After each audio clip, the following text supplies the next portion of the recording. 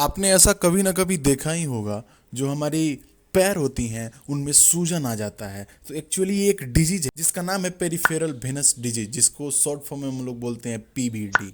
और अगर आप हमारी प्रीवियस वीडियो देखे होंगे तो उसमें मैंने बताया था पेरिफेरल आर्टेरियल डिजीज के बारे में। एक्चुअली पेरिफेरल आर्टेरियल डिजीज में ये होता है कि जो ब्लड है वो हमारी एक्सट्रीमिटीज तक पहुंच नहीं पाती हैं, लेकिन जो पेरिफेरल वेनस डिजीज में क्या होता है, जो हमारी ब्लड है वो तो एक्सट्रीमिटीज तक पहुंच जाती हैं, लेकिन वहां से अपवार्ड नहीं होती है, वहां से अब वो ब्लड हार्ट तक नहीं पहुंच पाती हैं। और जैसा कि आप सबको पता है कि जो हमारी वेन होती है वो डीऑक्सीजनेटेड ब्लड को पूरे बॉडी से कलेक्ट करके हमारी हार्ट तक सप्लाई करती हैं, ठीक है। अगर इस भेन में एक वाल्व होता है, ठीक है।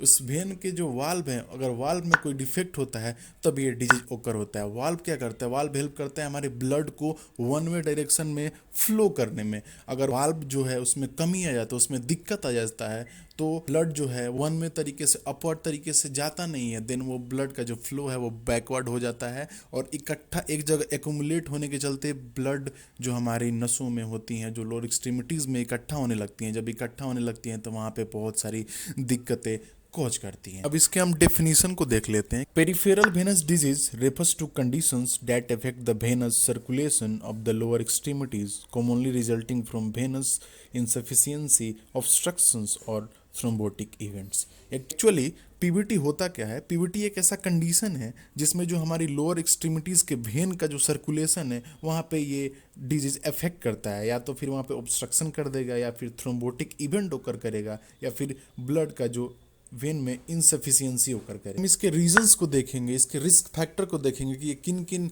रीजंस के चलते, किन किन कारणों के चलते ये ओकर होता है। जो हमारा फर्स्ट है वो मोस्टली फीमेल में देखा जाता है, क्योंकि जनरली जो फीमेल होती हैं वो बर्थ कंट्रोल पाइल्स लेती हैं, जिसके चलते जो वेन्स हैं उनमें तनाव आ जाता है, तो मोस्टली उनमें देखा जाता है। जो सेकंड है हमारा एजिंग है।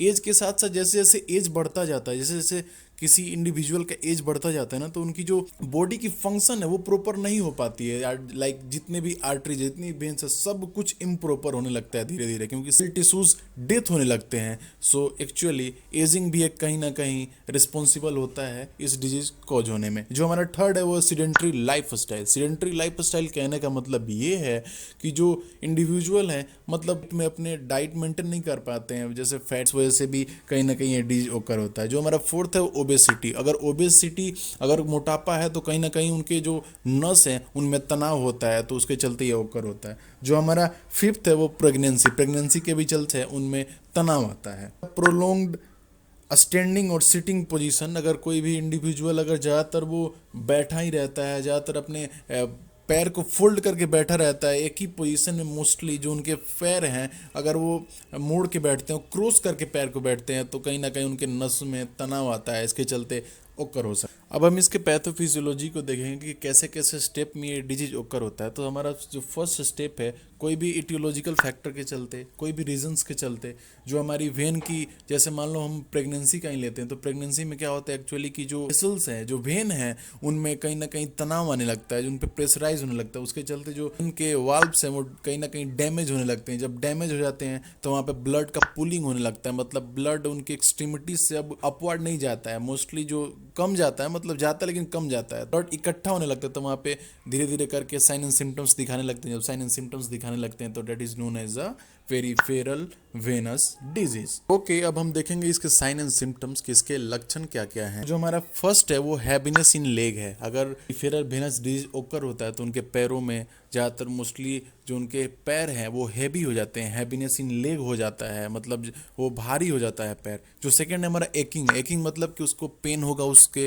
डेट अफेक्टेड एरिया में, जहाँ पे जैसे उनके पैरों में ज़्यादातर वो पेन देखने को मिलेगा, ज़्यादातर एकिंग देखने को मिलेगा। जो हमारा थर्ड है वो है एडिमा कहने का मतलब कि उसके पैर में सूजन आ जाएगा, स्वेलिंग आ जाए, क्योंकि वहाँ पे ब्लड वहाँ पे कलेक्ट होकर एक्यूमुलेट हो गए हैं, इकट्ठा होने लगे हैं धीरे धीरे ब्लड। उसके बाद जो फोर्थ है हमारा ब्राउन स्किन ऑफ लेग हो जाएगा, जो स्किन है लेग का वो वहाँ पे ब्राउन देखने को मिलेगा। जो फिफ्थ है हमारा है वेरिकोज वेन्स का मतलब कि उनकी जो नस हैं वो विजिबल हो जाएंगी, मतलब एकदम बाहर से आपको अपने को टाइट टाइट, मतलब दूर से अगर देंगे ना तो वो बाहर से दिखेगी नस। जो हमारा सिक्स्थ है वो है अल्सर, कहीं ना कहीं घाव अल्सर्स देखने को मिलेंगे उनके पैरों में। जो सेवेंथ है वो वार्म हो जाएगा, वहाँ का एरिया जो हो जाएगा वहाँ पे वार्म देखने को मिलेगा, गर्म हो जाएगा वहाँ का एरिया।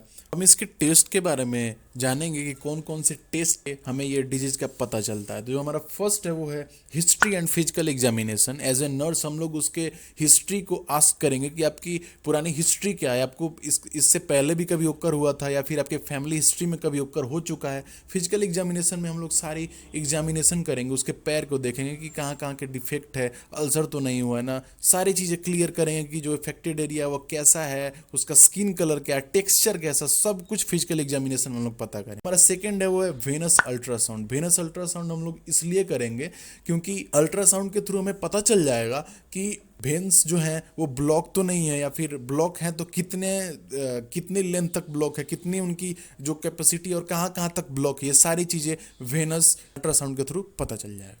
जो हमारा थर्ड है वो है वेनोग्राफी।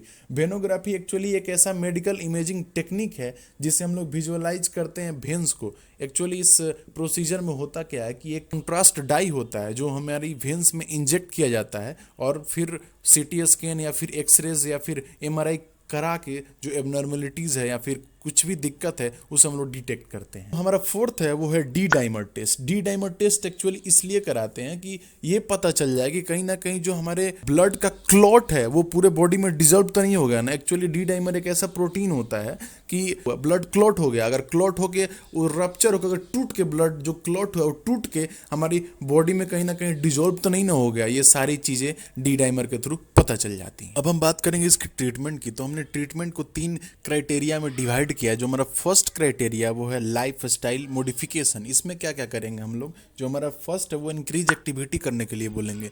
हम पेशेंट को ये सजेस्ट करेंगे कि आप जो एक्टिविटी करते हो उसमें थोड़ा सा इंक्रीजमेंट लाओ, थोड़ा सा और ज़्यादा एक्टिविटी करो। जो हमारा सेकंड है उसको हम लोग बोलेंगे कि आपके पैरों को एलिवेटिंग द लेग्स, अपने पैरों को आप जब रेस्ट मोड में होते हो, जब आप सोते हो तो आपके पैर के नीचे तकिया एक पिलो होना ही चाहिए। हमारा थर्ड है वो ट्यूबुलर सपोर्ट बैंडेजेस। हम लोग बैंडेज का हेल्प लेंगे, बैंडेजिंग करके उसके पैर को हम लोग प्रोटेक्ट करके रखेंगे। जो हमारा मेडिसिन का क्राइटेरिया, तो इसमें जो हम लोग फर्स्ट ड्रग दे सकते हैं वो एंटी कोएगुलेंट्स दे सकते हैं, लाइक वारफरिन दे सकते हैं। जो हमारा सेकंड ड्रग है वो है एनाल्जेसिक्स दे सकते हैं, लाइक मोरफिन दे सकते हैं, वो हमारे पेन को रिलीफ करेगा पेन में।